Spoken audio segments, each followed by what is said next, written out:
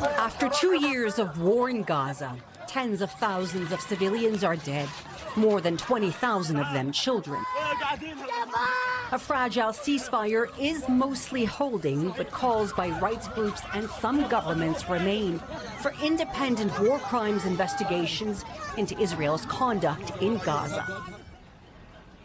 Like every other news organization, NBC journalists were barred from the battlefield. As part of our coverage, we regularly reached out to the Israeli military to inquire about incidents, including airstrikes causing high numbers of civilian casualties.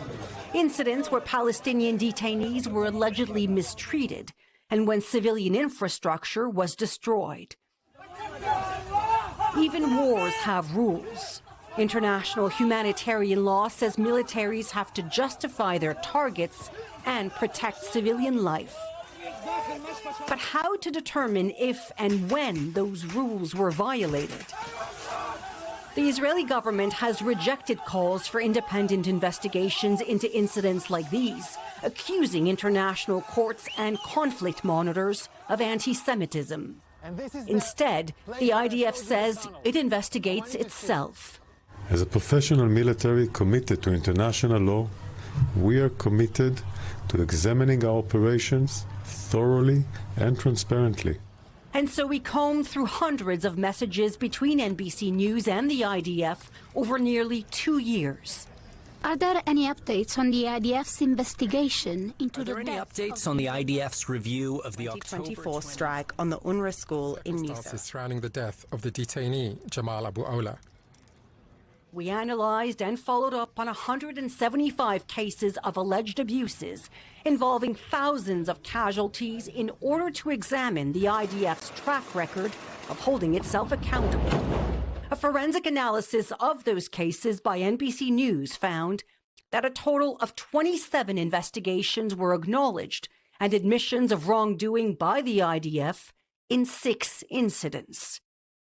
1,200 people were killed and 250 abducted when Hamas-led fighters invaded Israel on October 7, 2023.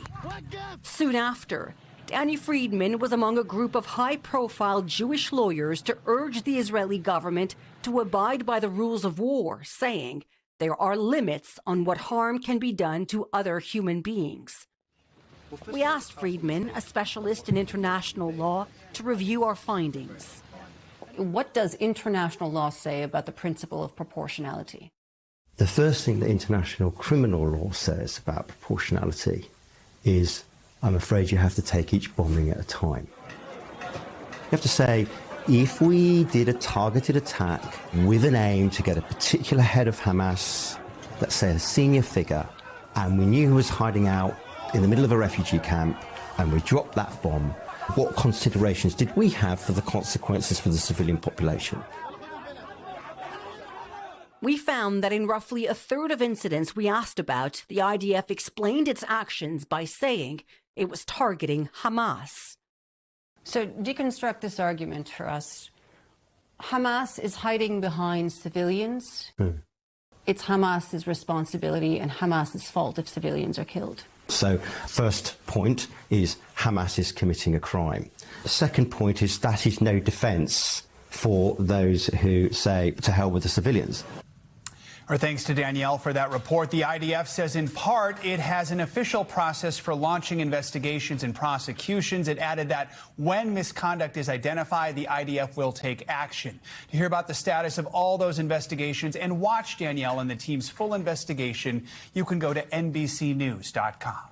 We thank you for watching, and remember, stay updated on breaking news and top stories on the NBC News app or watch live on our YouTube channel.